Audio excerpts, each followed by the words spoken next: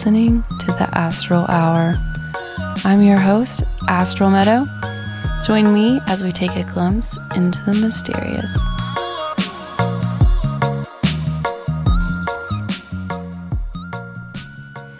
Hello everyone, and thank you for tuning in to our first episode. I'm very excited to be able to introduce you all to my friend Philip Clift. Philip is a yoga teacher and co-owner of Renegade Yoga here in Knoxville. You could also call him a mystic. He has a long history of studying the occult or mystery teachings, which span across many religions and spiritual ideologies. For today, we will primarily focus on yoga as a practice and philosophy. So my first question is, how would you define yoga and where does it originate from?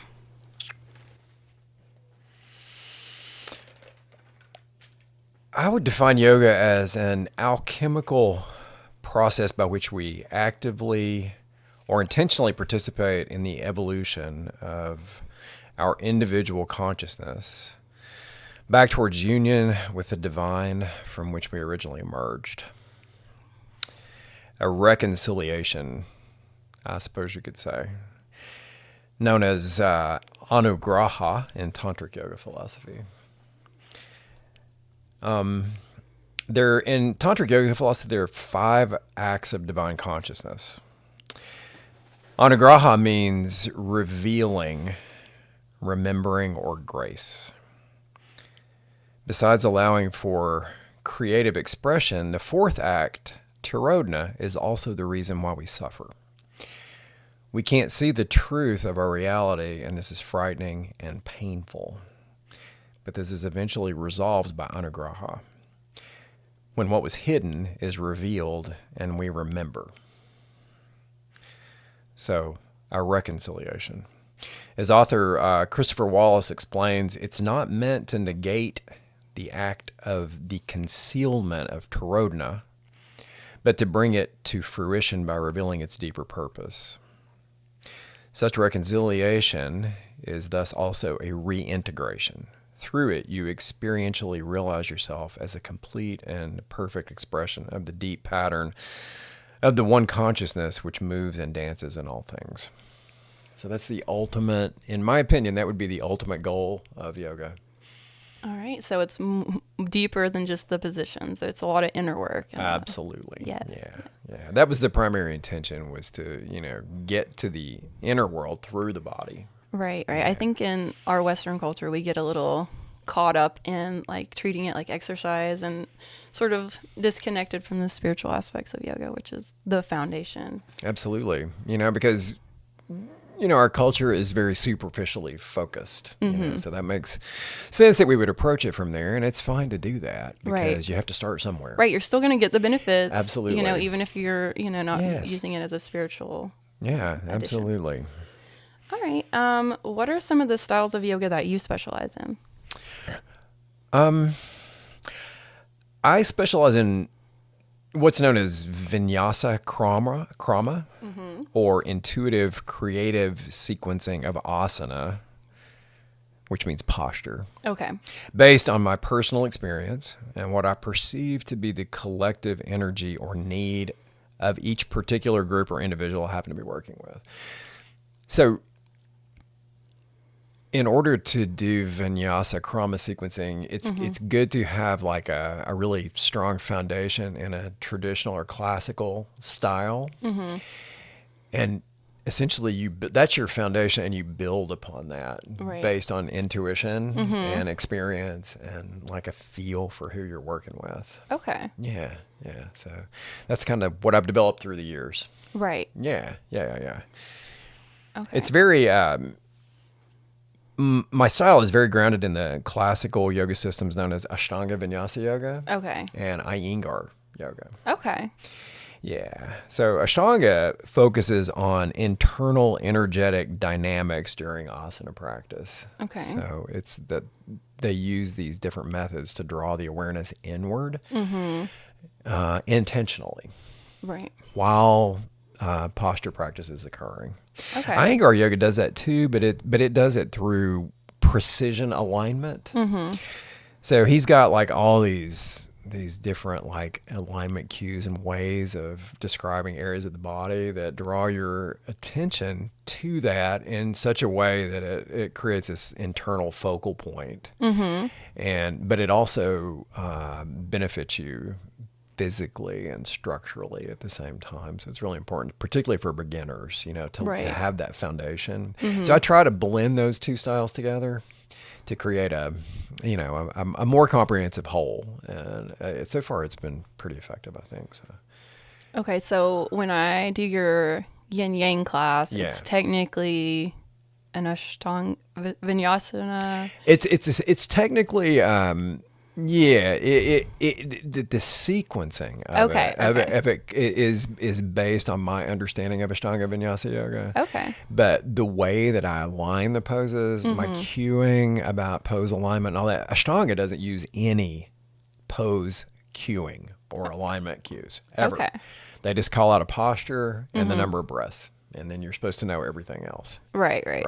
So it's like expert level. Yeah. So anything extra that I provide is based on my understanding of Iyengar yoga and how the body is supposed to be aligned in particular poses. And then of course I do the primary way I get my understanding of the practice across is through hands-on adjustments. Right. I was going to go into that because that is very unique. Yeah. I've done quite a bit of different types of yoga, but no one's ever came up to me and like really put me in the correct position, or I don't know what you're doing sometimes, but it's always like this, I get this release after you come up, you do something, you walk off, and I'm like, oh wow, that's so much better. Like I would have never thought that. Yeah. So I love the hands-on approach. Awesome. Well, it's traditionally an Ashtanga Vinyasa way of communicating the poses and the understanding of the instructor to the students. Right.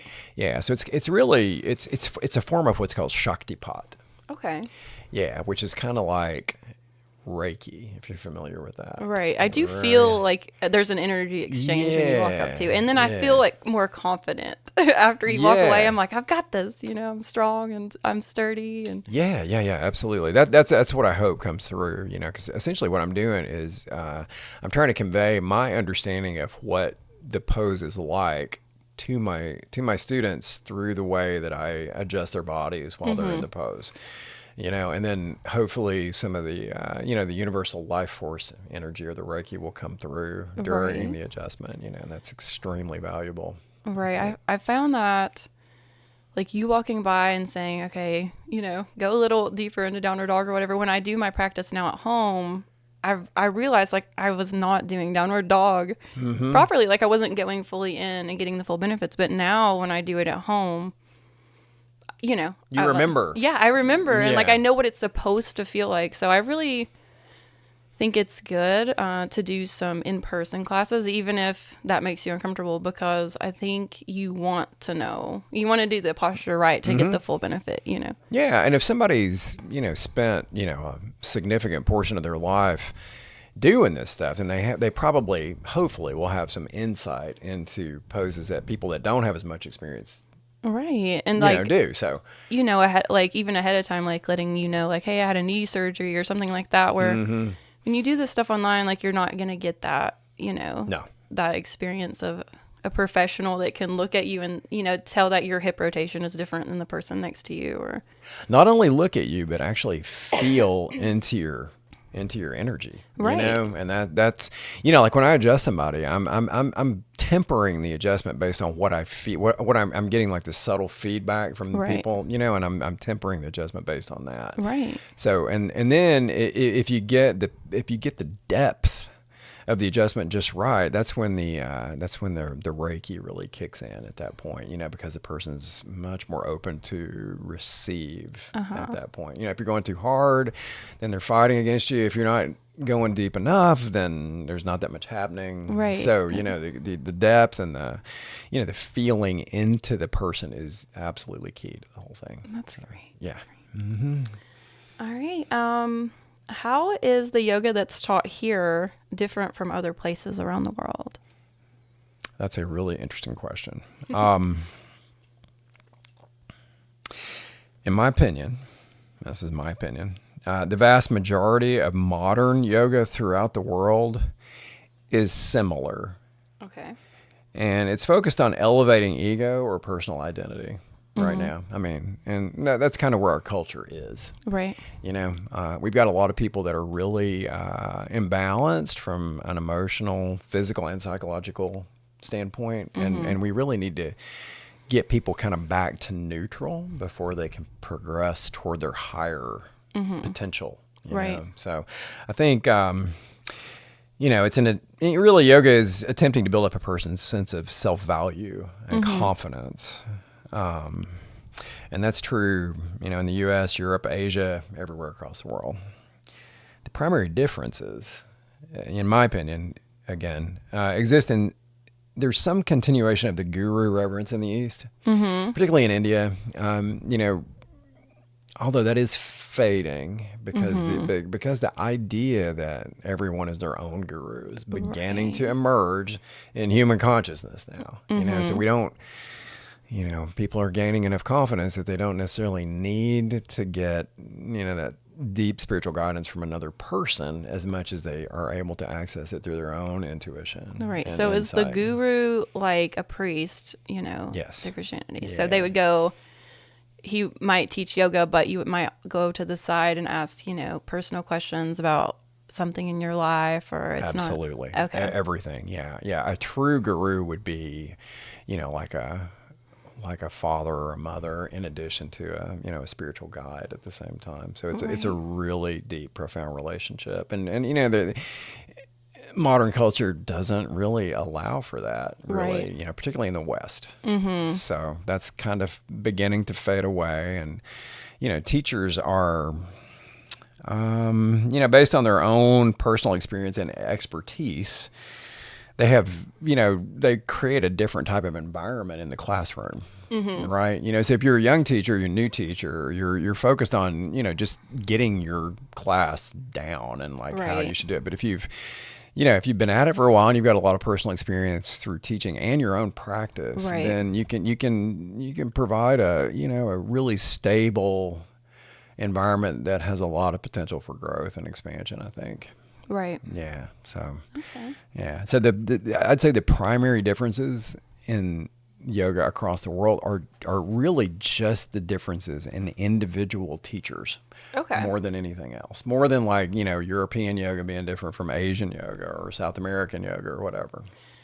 Is there like an age that most of the gurus are? I know that when I think of a guru, I think of an older man, you know, with a long gray beard. Is there like an amount of time of training that they usually are required to do, or can you just be a guru? Or?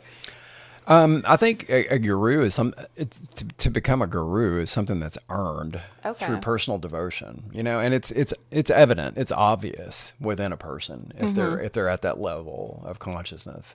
So does their guru you know, your guru works with another guru, do they have to sort of clear, you know, and say, okay, you're ready now. You're ready to teach now. Okay. Yeah, absolutely. That's the way it's always been done in the past. The teacher would like give, not necessarily permission, but like, you know, the go ahead. Right. Like you're ready to now. teach. Yeah, you're ready. Yeah. You've done enough. I see that you've made, you know, I can objectively look at you and see that you've made enough progress personally to be able to share this with other people. Right. Okay. You know, and interestingly enough, in the West now, anybody can teach yoga. I mean, even if they don't have a personal practice or any experience doing anything, and that's really kind of a problem. That I feel like you can tell.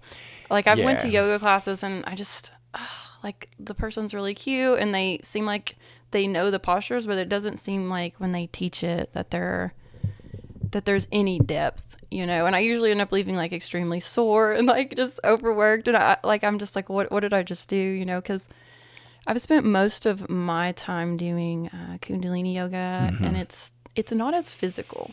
No, I mean, goodness, my arms, you know, hurt from some of the weird positionings that you hold for an extended period of time. Right. Yeah. But it's like my body doesn't hurt when it's over. It's like as soon as I drop my arms, I'm like, oh, and it's like a release and I'm not sore.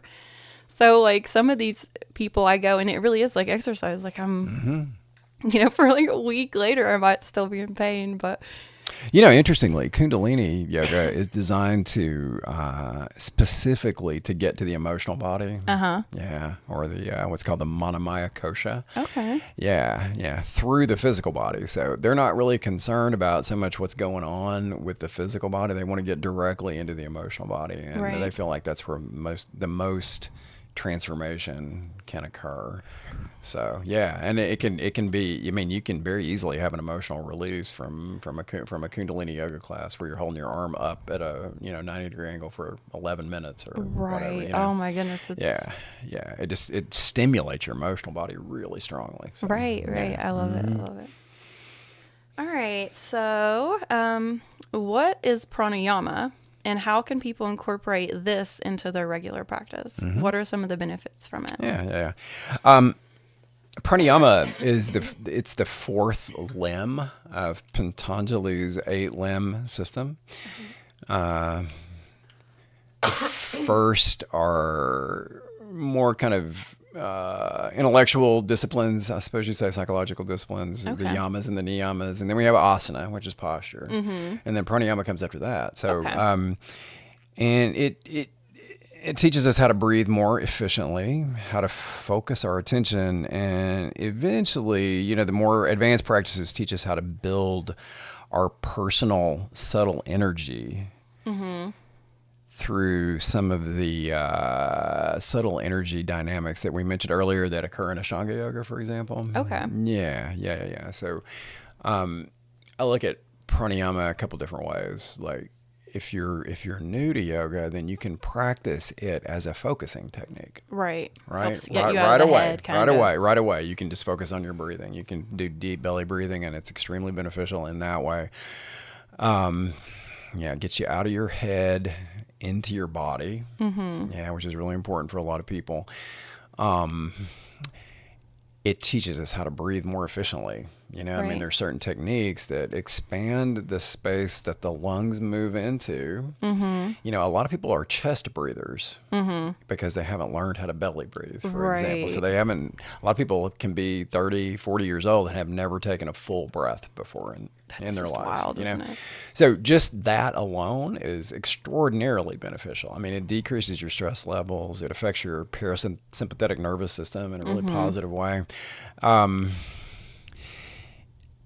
And that is, beneficial for a person or a yoga practitioner at any level, beginner level on, but, you do that throughout your life, no matter how much experience you have. But the more serious, like pranayama practices, like what you would get in, advanced Ashtanga yoga and stuff like that, where you're actually trying to build up prana in your body. You're trying to enhance that, to stimulate a rising of what's known as your Kundalini energy, which is an evolutionary alchemical type energy that's kind of dormant in the human body that can be stimulated through connecting with earth energy, or Shakti is what it's called.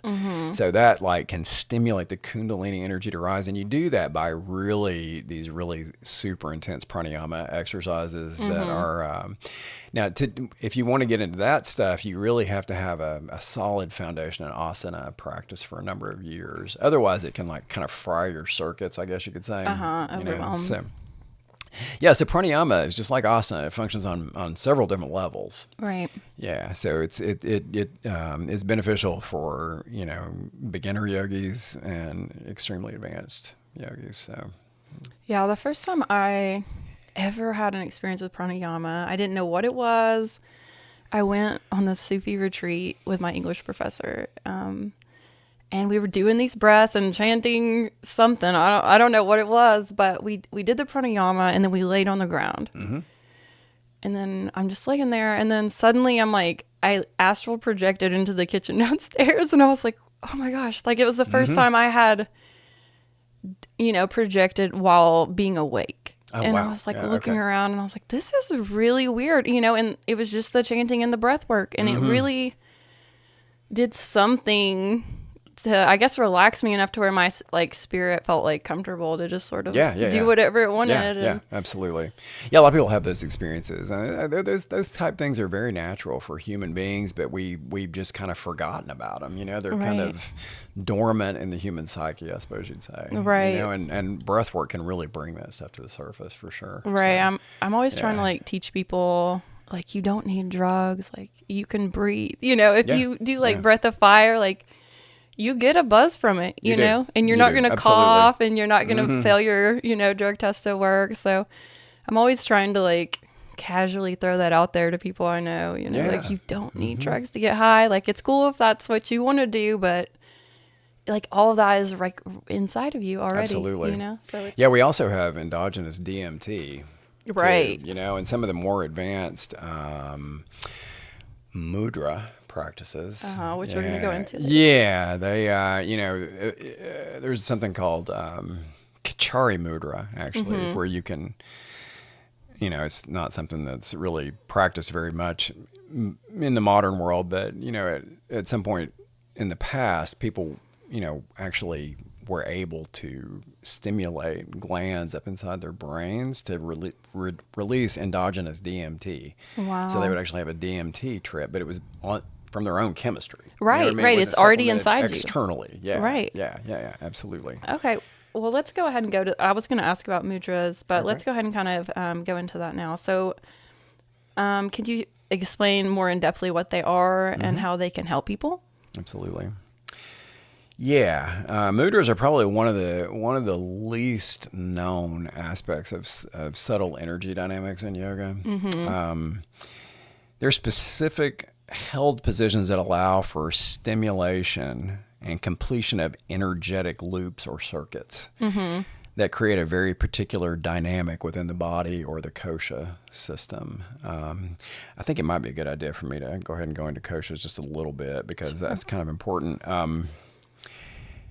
Yeah, so in tantric yoga philosophy, it's believed that the physical body is the densest form of spirit. So Tantra is a non-dualistic yoga philosophy, which means that there's no separation between body and spirit. Right.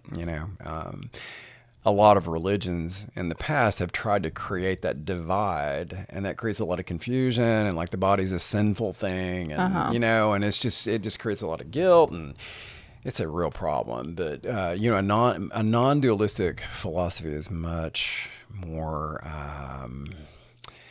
in line with yoga, and so yoga, and Tantra are very copacetic, I guess you'd say. So in Tantra yoga philosophy, the body has like 5 layers or sheaths. The densest, most physical aspect of spirit is called the Annamaya kosha. Okay. And that's the food body or the material body. The next one is called the Pranamaya kosha, which would be the subtle energetic body. So that's where the prana, chakras, the vayus, kundalini, all that stuff resides on that level of consciousness. And then you have the Manomaya kosha, which is the emotional body. That's a little bit deeper than the subtle energetic body. Then you have the Vijnanamaya kosha, which is the wisdom body. So that's like the intellect that has access to intuition or insight or the deeper levels of knowledge. And then you have what's known as the Anandamaya kosha, which is called the bliss body. So when you're experiencing like pure bliss or oneness or this sense of this no boundary experience that you might get in meditation or from a entheogen trip or whatever, then you're actually in what's called the Anandamaya kosha, the bliss body. And just a brief experience in that is something that you never forget. Right. It's with you, throughout your lifetime. So, Okay. Yeah. So back to mudras. Mudras are really similar to like acupuncture, for example. Acupuncture and acupressure create a similar dynamic to a mudra. Like if you complete tip of a finger, index finger and thumb. That's called Jnana Mudra. And that is a way of like, it creates this like internal dynamic where you're more aligned with spirit, essentially. Closing your hands at your heart, which is called Anjali Mudra, is a way of like actually stimulating the parasympathetic nervous system to induce relaxation. And, you can affect the respiratory system, the digestive system, just with the way you position your body and close energetic loops within the body. Okay. Yeah. So, for example, like yoga postures have mudras, and a lot of people don't realize this. Ashtanga yoga is a system of mudras, essentially. The different body positions are actually mudras, and they affect the subtle energetic system in very unique and different ways.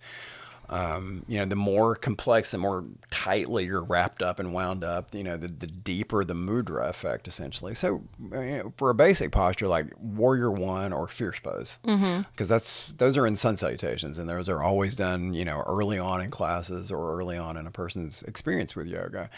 A lot of teachers will teach, just to have the hands shoulder width apart, for example, and up.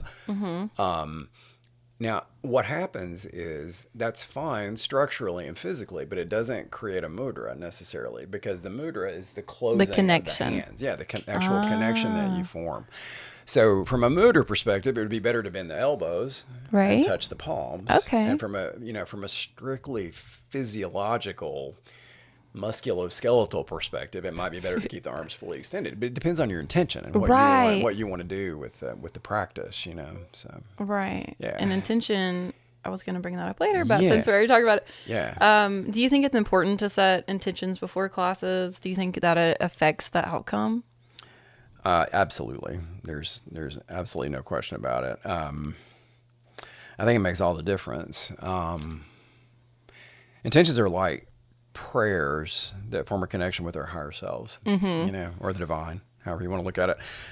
It creates a more devotional atmosphere in the classroom by focusing our attention on bridging the gap between ourselves as the teacher and the students. Right. Yeah. So my intention is always to give everything that I can in the moment, and I really teach for the benefit of my students at this point in my career. When you're a young teacher and you're first starting out, you might be doing it a lot for yourself, unfortunately. And not necessarily unfortunately. It's not necessarily a bad thing, but it's not the best for the student way of going about it. Yeah, it's good for you, but it's not necessarily the best for the student. Yeah. So I've been doing it for so long by now that my entire focus is on my students. Right. Because I don't need anything from it anymore personally. Right. So, and it's really nice because my intention is just to give everything that I have in the classroom, and that's and I find that to be a very beautiful thing, very effective.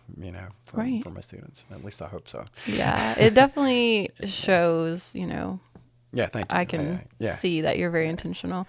Yeah. I've been trying to put intentions into like everything lately. So like when I drink water, I like hold it and I like imagine, like all this pure energy going in. And then as I drink it, it's, giving me all like this life energy that I would need, or like even when I'm cooking, I'm like putting like love into it, but actually imagining it like love going into the dish. So I've been trying to practice it more, and I swear like and maybe it's just the ritual of it, but it makes my life just feel, I don't know, just like more blessed, or like I have some kind of power in me that I didn't even realize, just by like setting the intention, because then I can see an outcome because I actually had this goal. Yeah. So if you don't set any intention, you don't even know what you're going to get. It's just like any path will get you there. But if you set your intention and then it happens and you're like, oh, wow, like I did that, I put my energy in that. Certainly. I'll tell you, water is really dynamic and very influenced by thoughts and emotions, and there was a Japanese researcher, I can't remember his name, back in the 90s. I think I know who you're talking about. Yeah. He did all his work with water crystals. Yes. And he would project certain emotions, or he would play like different types of music, and he would tape words on these jars, and the ones that were positive or like love based, or would form like these beautiful crystals that were really like balanced, beautifully geometrical and balanced. Right. Yeah. And the negative ones were more chaotic, Right. So water, and our bodies are mostly water. Right. So I mean, the what we say about ourselves, what we think about ourselves really does create a manifestation in our physical bodies. Right. Particularly if you look at it from a tantric perspective, because the physical body is spirit. Right. It's just dense, really dense spirit.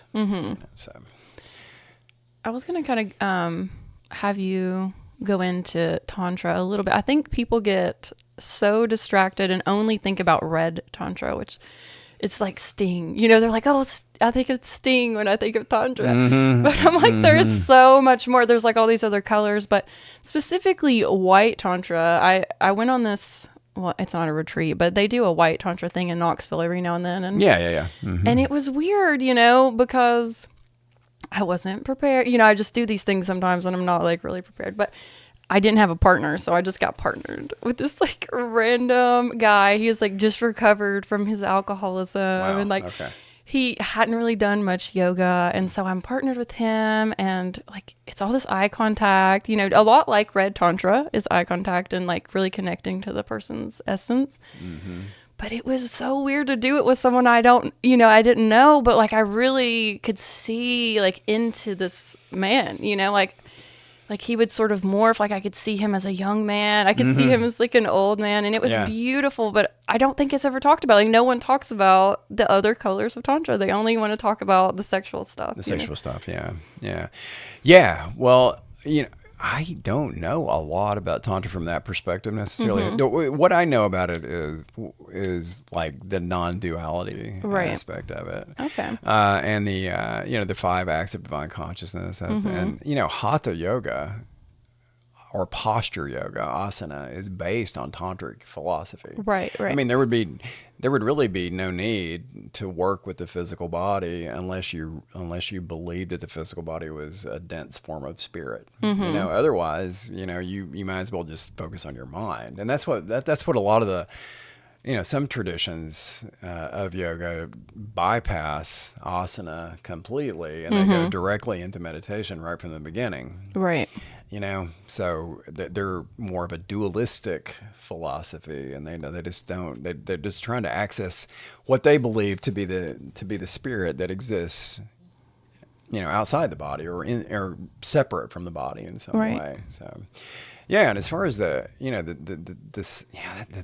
whole like Kama Sutra and the sexual tantra is interesting, but it has to do with I think, preserving the energy, right? As much as like releasing it. So, you build it up, and that like sexual energy that doesn't get released is like super powerful over time, and it can really stimulate deep, profound change within a person's consciousness. Right. Yeah. So it's not just about, having sex and having a good time. Right. It's not just the sting stuff.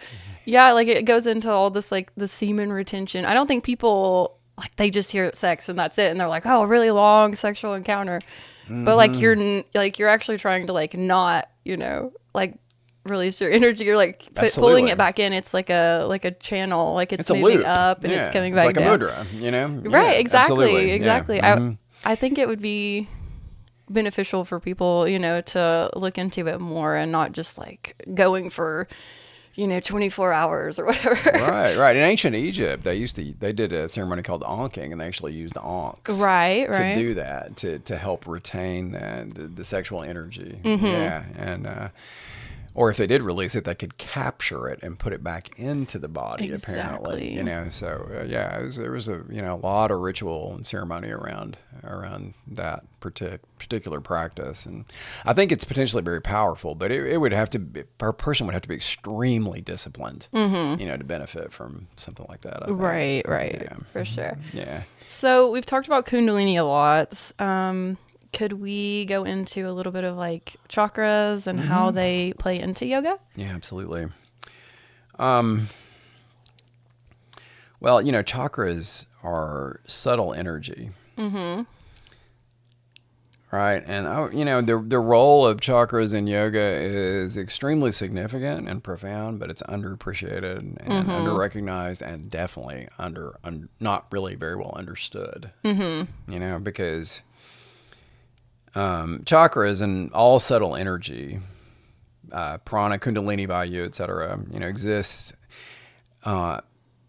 in my understanding, at the boundary of third and fourth dimensional reality. Okay, so it's kind of underneath or behind what we think of as the quantum realm. Okay. The quantum realm is the first thing that appears physically from the etheric realm, right? So the subtle energy exists just underneath the quantum realm, and it can only be perceived by highly sensitive empaths and clairvoyants right now at this point in human history. So most people are maybe aware of it from a more intellectual or hypothetical perspective, but not necessarily a practical perspective where they're actually working with their chakras, unless they happen to be, like I said, extremely empathic or clairvoyant, and they can actually perceive them. Right. I mean, most of us, if we understand them and kind of what they do and how they affect the body and how we affect them by what we do, we can kind of feel the effects of the particular chakra more than we are actually working, intentionally with the chakra. You see what I mean? Right. Yeah, it's not like there are these great pictures. There was an a clairvoyant back in the early 1900s named C.W. Leadbetter. He was a theosophist and a clairvoyant, and he could actually see chakras, and he has all these pictures from what he envisioned the chakras to be, and they look completely different from any of the other pictures that you see.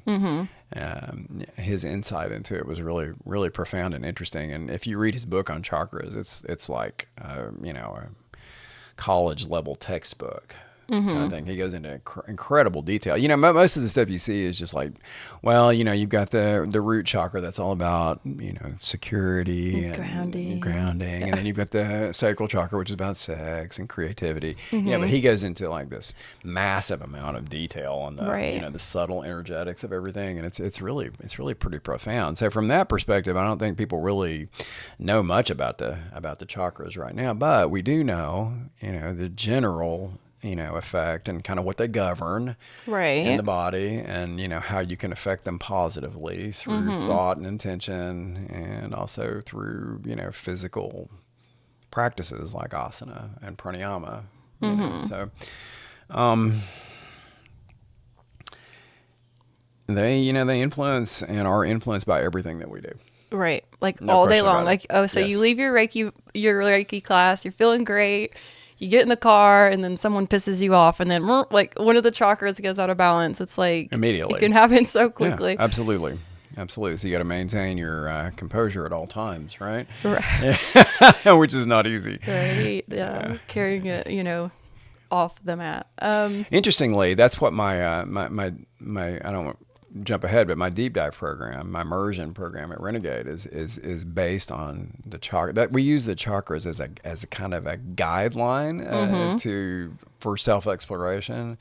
So we do like 3 different workshops on each one of them, and focused on each chakra and how some of the ancient esoteric teachings, will bring insight to this chakra, or the effect of this chakra, or how this chakra governs certain areas of consciousness, or whatever. So that's it's a really good foundation and format to begin the inward journey of like self-discovery, I think, going through the chakra system. With chakras, I find that I hear a lot of people, they'll talk about like their underactive chakras, which for me is always my root. Like I have, like family issues and, stuff that I never really had a great structure, but like my third eye and crown chakra are always over functioning. And I don't think people talk about like how something being like when your third eye over functions, it like really affects some of the other chakras from being in a balanced state. Because so like when your third eye is like really active and you're just like stuck in your head, and so that's actually not a great thing. You want, you want like the mind, body, and spirit, and not to just be up here in the sky, but like also on the earth, The so. reason that your ajna or your third eye chakra would be imbalanced would be because the root chakra Right. is imbalanced in the opposite way. So the grounding isn't there in order to stabilize the ajna chakra, and that occurs with a lot of people. A lot of people are very like active in their upper chakras, but their lower chakras are, inactive and Right. imbalanced, but they have to all be functioning Right. in a state of a more balanced state to get the highest benefit from each of them. So if your ajna or your third eye chakra is wide open, it doesn't matter if your root chakra is not balanced. You know what I Right. mean? So because you're not able to process the information that you get from the third eye effectively. Right. Because you're not grounded. Then you get like almost like a schizophrenic. You think, oh, these people are crazy. But really, I always think maybe their higher centers are just wide open and they do not have a foundation. So they seem Exactly. crazy. But Yeah. sometimes I think, yeah, maybe they actually are seeing these things or hearing these things. But Absolutely. There's no they're question not about it. able to rationalize it because No. they're not, their lower energies are not there. There's nothing in our culture that allows for that. Right. So they're just considered to be insane, or they become homeless, or, Right. or Just whatever. heavily Yeah, medicated, yeah. lethargic. Yeah, it's really unfortunate because it could really be balanced with some good chakra work. Yeah. And so we talked about mudras earlier. And do they connect with chakras? Like, is there a mudra you could do like when you feel like your root, isn't full capacity? Absolutely. And there's also a chant or a mantra that you can use to stimulate chakras too. Each chakra has a particular syllable that's associated with it that you would chant it, and it would draw Like the vibration. energy and into that area of the body. So Beautiful. Yeah, absolutely. So speaking of mantras, do you have a favorite mantra or something that you focus on more often than some of the others, and what's the purpose of it? Yeah. Well, for me, that's not one of the central focuses of my practice necessarily, but I will tell you this, that in Ashtanga yoga, the mantra is the sound made by Ujjayi breath. Okay. So Yeah. the swirling That of the ocean breath. sound.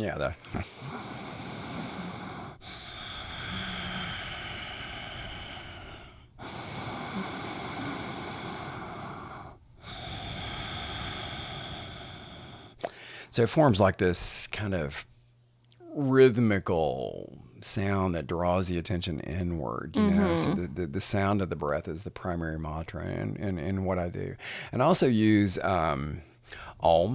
Right. Om is really the only chant that I actually do, and I use Om. Om is the primordial sound of the universe. All right, so Right. it was the initiation of universal expansion. Right, so anytime you chant Om, you're connecting with the divine. Right. Or the origin of reality as we understand it. And then there's you can add the word Svaha after Om, and that's essentially like saying an Amen. So it's done at the end of a practice to say, and so it is, or like you've completed the practice, and everything that you wanted to get from it is now going to manifest, essentially. So, yeah, and that's about it. That's about all I do with mantra. But I know that there are some people that are just focused on mantra yoga. I mean, it's Right. one of The it's one of the Kundalini yoga is mantra is like, it's, I would say like 80% Right. of the practice is mantras. So I know all sorts of weird mantras. yeah, like your teacher would actually give you a mantra that was specific for you. Yes, right? yes. Yeah. I was going to go somewhere with mantras. Oh, I was going to talk about or ask you about like using the mantra to sort of get into this like trance state, and like once you're there, like what can you do there? Like would you just sit, or like I feel like when I go into a trance state I can kind of explore, like I'm like here in my body, but then I like am able to release and go places. So Yeah. maybe I'm just like a weird astral projector, but like the mantra itself puts me into this state that allows me to expand like way beyond the physical. Yeah, it creates a specific like vibrational energetic Right. that is conducive to that, you Right. know. And if you're, if you're attuned to it, if your third eye, your ajna chakra is functioning, highly functioning, then you might be able to, achieve something like that. Right. But you would have to be functioning pretty highly in that way. Okay. in So order not to- everybody does that. No, I wouldn't. No, I don't think that's necessarily common, but it's certainly possible for everyone to do. Right. You Right. know? It's all within It's us. inherent within each individual. Right, Yeah, certainly. okay. Yeah, absolutely. Beautiful. Yeah. All right. So we talked about gurus earlier. Is there a particular yoga master that you admire and learn from? Yes. Yeah, absolutely. A couple. Most of my, initial learning was based on the teachings of Pattabhi Jois and BKS Iyengar, because I started my yoga as a hatha yogi. Okay. Really asana based and focused in that world, because I came from a background of like athletics and weightlifting and all that, so I was naturally attuned to that kind of thing, and I actually started yoga to work through a sports related injury that I had, and I just went from there. But they're those two guys, Pattabhi Jois and BKS Iyengar, they're thought of as asana teachers, but they're really much more than that. That's what they are on the surface, because they use hatha yoga to get into the internal dynamics and deep into the consciousness of a person. So yes, I learned a lot from both of them. Yeah, Okay. a lot on many levels. Pattabhi Jois was he was a great pranayama. He and Iyengar both were great pranayama teachers, and they were great pratyahara teachers, which is the fifth limb of the 8-limb system. And they use these specific techniques during practice to draw the attention internally, as opposed to being focused into the external world. So I mean, when people think of asana practice, they're thinking about all these pose shapes and everything, but really it's about what's going on within a person while they're doing those things. That's the most important. That's where the yoga actually is what's occurring inside a person, internally during a headstand or a triangle pose or whatever. So yeah, those two guys, and then I have great admiration for a guy named Dharma Mitra, who's a New York City based yoga teacher. He's the guy that you see the poster in a lot of yoga studios that has like a couple hundred poses. Okay. Oh, okay. Yeah, you've seen that all, and he's a great teacher. He's one of the I would say the last line of the living yoga masters. He's very heart-centered, compassionate teacher. Just I've never met him personally, but I understand that he's just a wonderful person. And interestingly, I'm glad you asked this question, because actually was incredibly fortunate to receive a significant Shaktipat experience from a guy that used to come to Knoxville periodically. His name was Swamiji. He was a guru of a woman here in town named Joan Harrigan, who was part of his lineage. Taught yoga out in Oak Ridge. She's also a psychologist, and he would come into town periodically and spend time with her. And he was doing this weekend, I guess you could call it a retreat or an immersion in Knoxville. And during a break, he came up behind me and like smacked the hell out of my back. I mean, it was a shocking experience, because he hit me like really hard. Right. But what he was doing was he was transferring his understanding of meditation to me. And, I felt extremely blessed to get that from him. Right. Yeah. And it actually really did change my perception of meditation completely. Interesting. Yeah, because I hadn't really devoted the amount of time I probably should have, and I guess he sensed that I was ready to begin, like really focusing on meditation, and he kind of showed me how. Slapped it into you. He smacked it right into me. You know, it was remarkable. So yeah, my understanding of meditation changed dramatically at that point, and it's something that I've done ever since, you know, Right. regularly. So Right. And some people would say like the whole point of yoga is to sort of relax you enough so that when you sit down to meditate, you're not like, oh, my knee hurts or oh, my back hurts, you know, so you're like able to focus, you know? yeah, you know that.